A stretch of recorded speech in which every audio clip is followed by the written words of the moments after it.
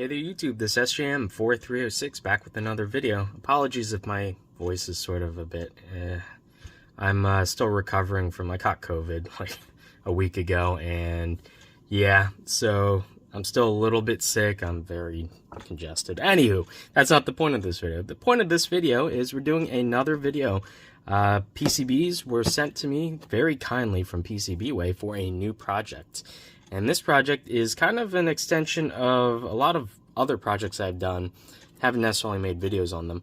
I do a lot of stuff with the Arduino IDE and whatnot. And sort of, I guess generally, they're 18 meg of microprocessors, but they're Arduinos at heart, basically. And I make like little custom... this is not one that I made. This is just a Arduino Pro Micro clone. But I make similar boards to this that I use in a lot of the projects I make. So I thought I would make one that's updated because all the ones I used previously, that I designed previously, either have mini or micro USB.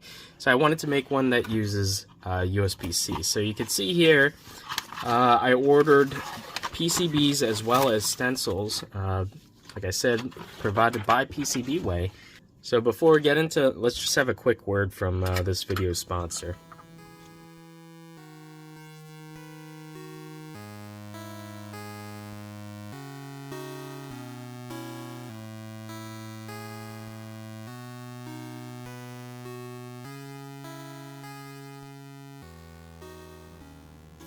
Okay, and you can see here, I did have to create my own footprint. I used the, I believe this is like a, was it like a 12 pin or something?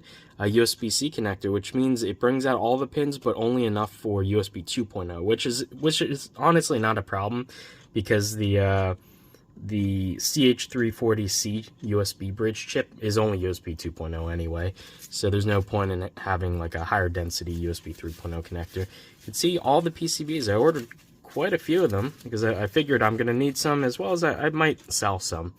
You can see here I had to create a custom footprint for the well, let's just focus, there you go. I had to create a custom footprint for the USB-C connector because I had to use slotted rails, and that was a bit of a trial because Eagle doesn't support slotted vias themselves. I actually had to draw them and then draw a mill on the mill layer, draw a line where the slot should be.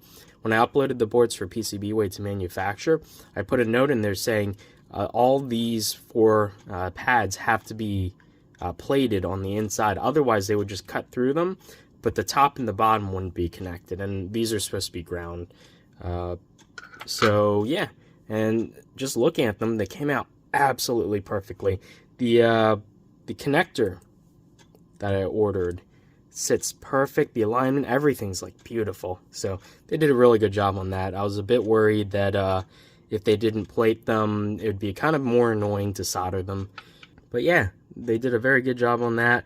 The printing on here is actually really good. Some of this text is like absolutely microscopic almost, and yeah, all of it's still legible. Like even down to the bit that says digital and analog, perfectly legible. And you can see compared to the size of my finger, just how small that is.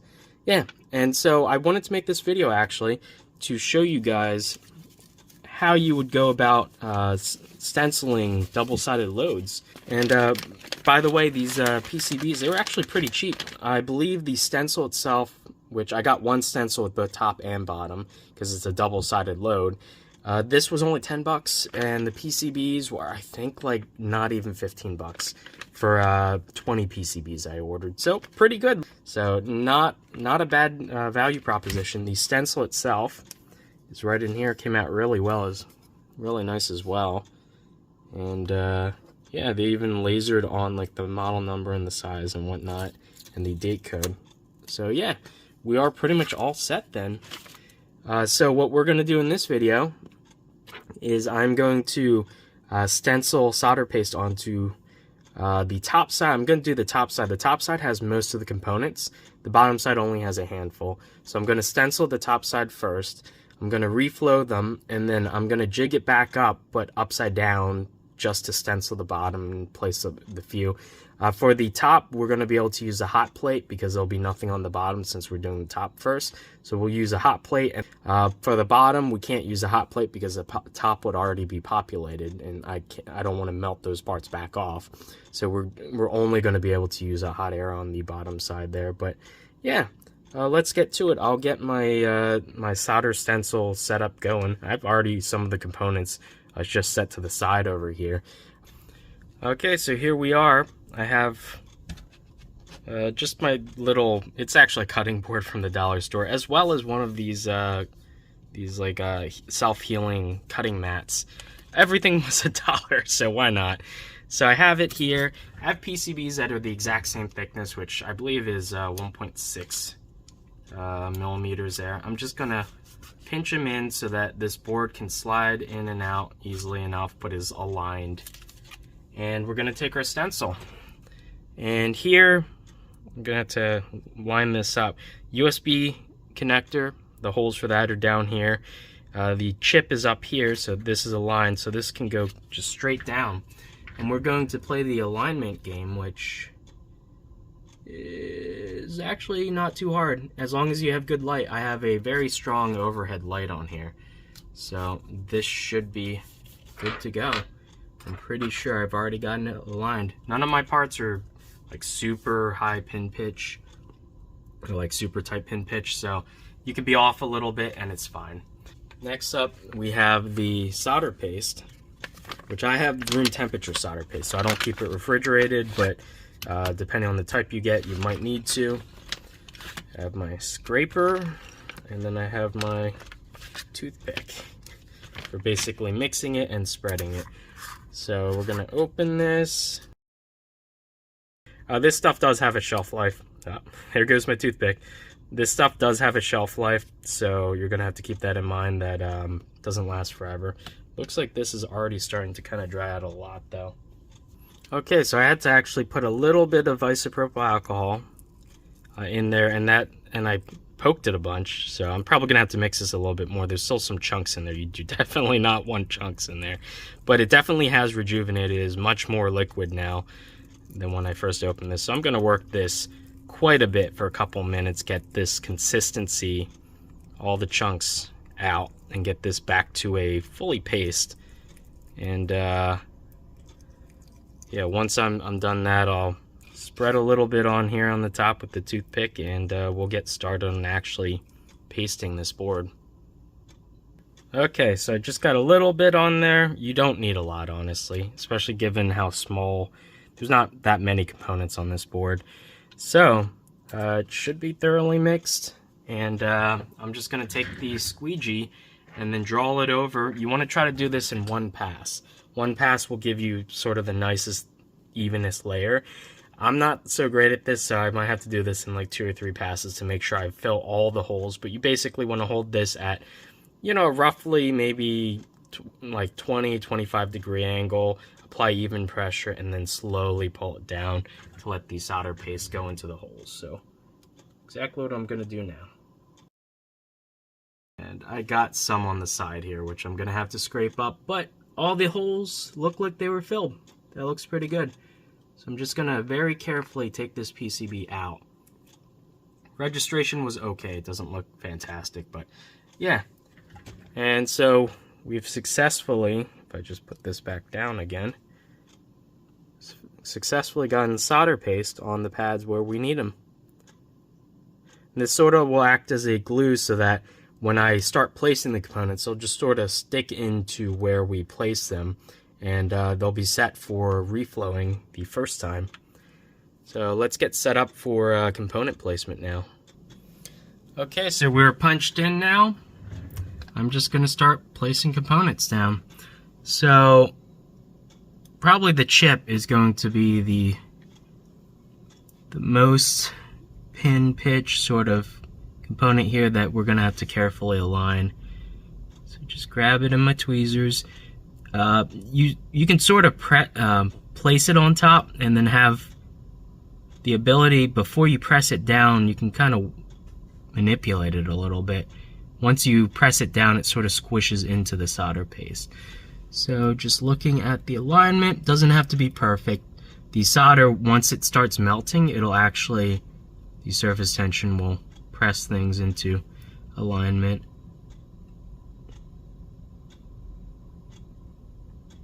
There, that should be good enough. If there are any solder bridges, we can easily fix those after the fact. The USB connector, this is the easiest to place because it has pins already to help it align. So the through-hole pins will help it align, but you have to solder them after you reflow. So they're not going to secure it really right now. Next up we have, let's get the buttons.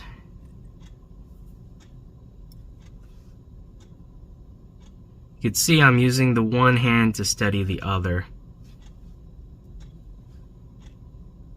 I do have a vacuum tool that I sometimes use. I don't know where it is right now on the offhand, so I'm just placing these manually by hand. You want to be careful not to accidentally touch or smear the board while you're working on this. We have some 0.1 microfarad capacitors we need to put.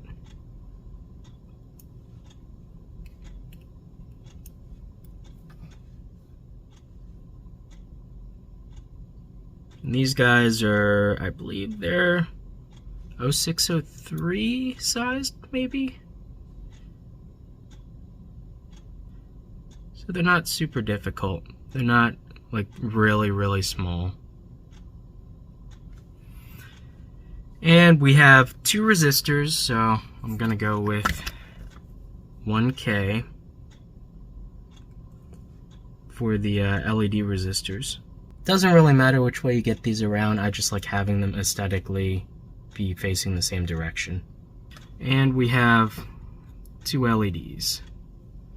So I'm going to go for a red for the power and then blue for the actual device controllable LED, which is connected to D13. There's a little tiny arrow on the bottom. You have to make sure that that points away from the plus sign. I always put a positive sign to let you know the direction of the diode, because LEDs are directional. So if you get them in backwards, then they won't light up.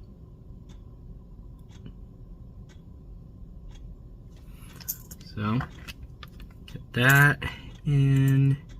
Double check the orientation. This is backwards.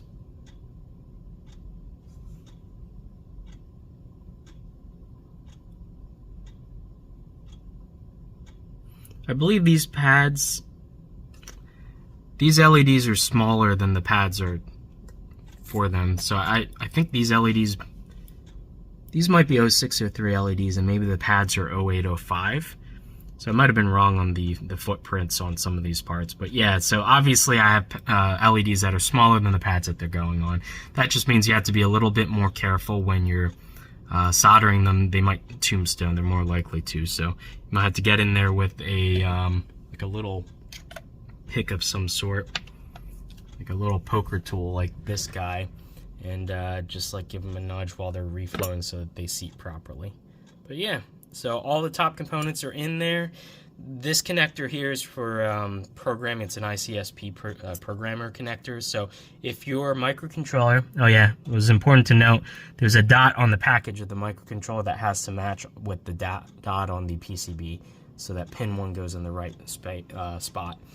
But if you don't pre-program your microcontroller, you have to put the bootloader on yourself using this ICSP programming connector using a ICSP programmer. I've already pre-programmed all my chips. I have like a little ZIF connector thing going on. So this should already have the bootloader on it, so it should work as soon as we reflow. You could apply power and it should automatically just work.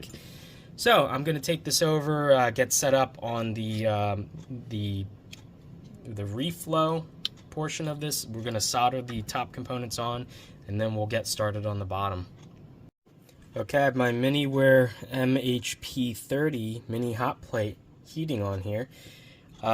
We are going to need just something to put the board on that's not going to melt. All this is silicone, so it should be able to withstand the heat, but just want to be careful. The board's not hot right now. This is preheating. And once this gets up to temp, Then we're just gonna solder the board. So I'm just gonna set the board on top. Can only do half of the board at a time, obviously, unfortunately.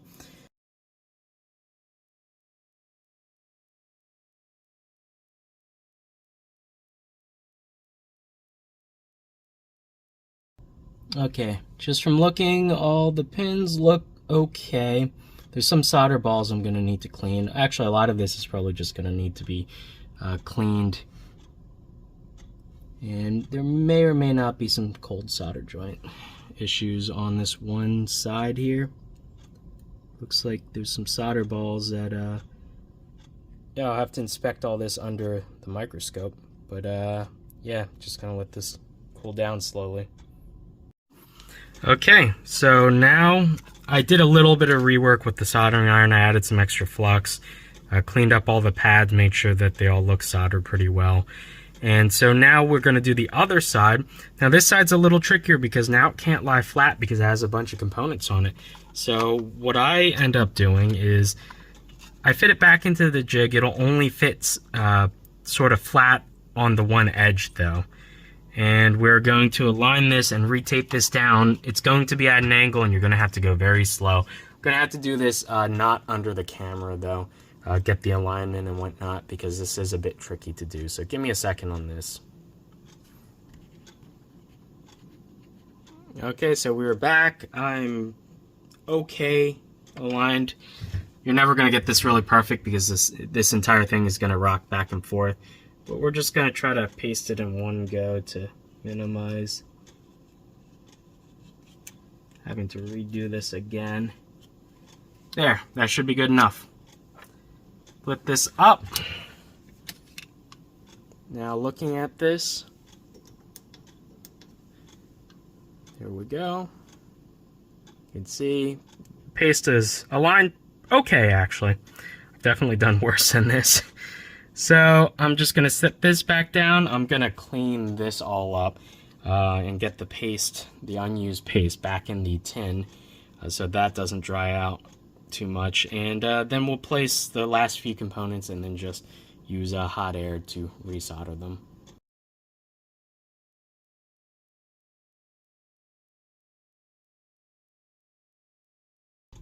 And last two resistors, R6 and R7, are these 4.7Ks. They should, like I said, they're technically supposed to be 5.1K, but I don't have any 5.1Ks, and these are the closest I got, so hopefully they work. Okay, so that should be good to go. Just going to put them on the silicone here because we are going to reflow with hot air.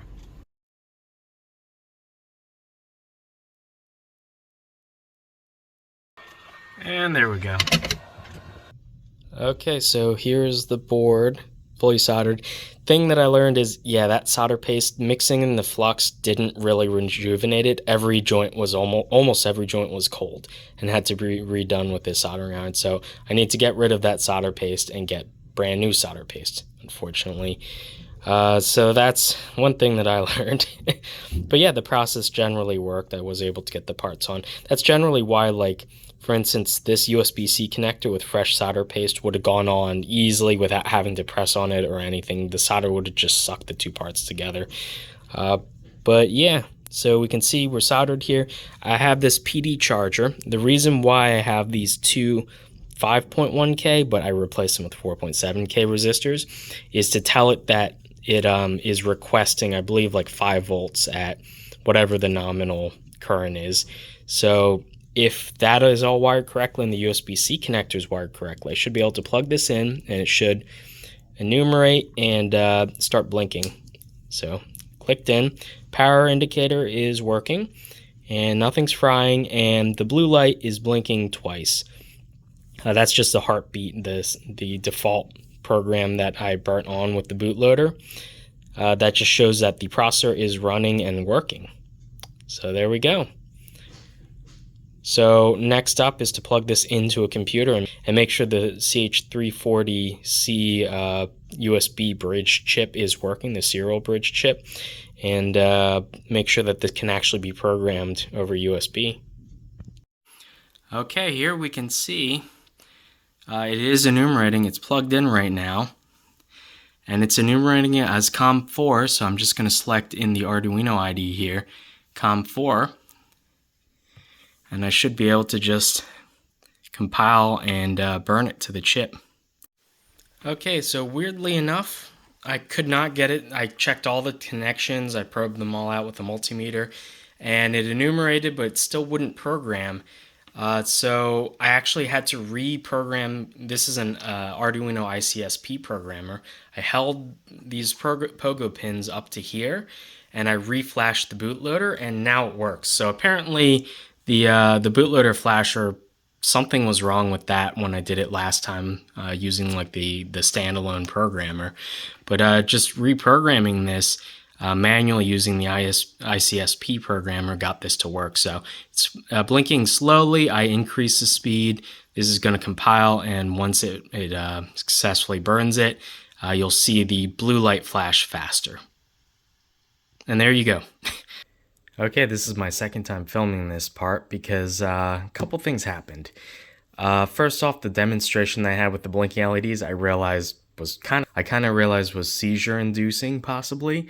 So I wanted to mitigate that risk. So I just programmed a completely different sketch that just flashes a bunch of colors off this like NeoPixel ring.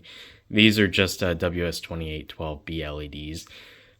So they receive a serial signal from the Arduino here, and that's all pretty standard fare. But I just wanted to show that I was finally able to program. So benefits of this board is it brings out every single pin on the ATmega, so you don't have to worry about some dev boards will omit certain pins. This brings out every single pin. And I have everything nicely lined up. You could see the text labeling. All the digital pins are on the one end, and all the analog pins are on the other edge. And you have two onboard buttons that you can use however you want. There's an onboard LED, power indication LED, and yeah, everything's just interfaced through this USB port. I also bring out VCC if you wanted to power this externally, but it'll power just fine off this USB-C port as well as program because there's the onboard USB serial bridge chip there. And so yeah, and it's easily, if you ever wanted to mess with the bootloader, all the ICSP pins are brought out to this 0.1-inch header. You could solder pins on there or use like a Pogo programmer. That'll work just fine as well. It's very nice, small, compact. It's just this little stick thing. And yeah, I'm definitely going to be using these for a lot of future projects. And so yeah, one thing to note, I know I open source all my previous designs, so, and you can use however you want. I'm not nearly getting as many views as I used to, unfortunately. So starting from now on the larger projects that are more complex, so something like this where it's like a custom microprocessor board, I'm going to be setting up. I have to figure out how exactly, but if you are interested in this design, whether you want to modify it yourself or just get this made as is, for example, from like the company that provided these for me free of charge, PCB way, I will figure out a way to set up so that if you want to effectively buy this design to get them made, however you want, whatever you want to do with it, I don't care. I will have it set up so that you could pay just one fee, and I will give you the Gerbers, and you can get as many of these made as you want, etc., etc. You can use these for personal projects. All I would ask is that you retain attribution, so like you don't remove my logo or like any of the text saying that I designed this. Other than that, I really don't care how you use my boards. And that's just to subsidize future content on this channel so I can keep designing these boards and getting them made and whatnot. But yeah, overall, I think the biggest problem I've had was my solder paste has gone off. It's dried up. I didn't seal it properly. It is quite old, honestly, so it might just be natural. I definitely need to, I think, just go and buy new solder paste. So I'll buy a smaller vial this time because that relatively large tub that I have, which is about like this big in diameter, I only used about half of that before, I got around to using half of it before it like kind of went bad. So yeah, I think I'm just going to buy a slightly smaller tub of that now. and maybe try to keep it in a better like airtight container. But yeah, if you guys are interested in this design, I'll figure out, I guess for now, until I can get like some sort of storefront going. If you want the design files, you can just shoot me an email at sjm4306@gmail.com. And I guess I'll just manually sell these, on a, request by request basis for now. I'll probably will look into getting some sort of like Etsy storefront or something like that so that I can have all my future board files available as well. Or if you guys have any experience with Patreon, how that works for like distributing board files, I might be interested in doing something like that, where if you were to subscribe, then maybe I would just have all my board files, like for a fixed fee for a month, you have access to all my board files. Just let me know what you guys think would be the most feasible way for me to go about selling, design files for this as well as future projects. So anyway, once again, huge thanks to PCBWay for providing these PCBs. I definitely could not have done this project without their help. I'm very impressed by how small their silk screening is, and like how their PCBs came out perfectly. Especially, I was a bit worried the USB-C socket I had to design manually, and because it has elongated holes, Eagle, there is no like oval shaped pad, so I actually had to draw that on the mill layer. And I put a comment in their when I ordered the PCBs, and they came out perfect. So they understood exactly what I intended, and they used proper judgment on how to mill it. And they actually, as requested, they did fill the like inner ring with copper. And so this worked out perfectly. I will definitely be using that trick again for a future like oddly shaped custom socket sort of thingies. I know I could have just downloaded a library for that, but I really wanted to try to design the footprint for the USB-C connector myself. That would be a good experience for the future. Anywho, yeah, so I guess I've rambled on for long enough. If you guys are interested, just hit me up if you want the design files or whatever. I'll figure out what a reasonable pricing for something like this would be. And yeah, I will see you guys in the next one. Bye.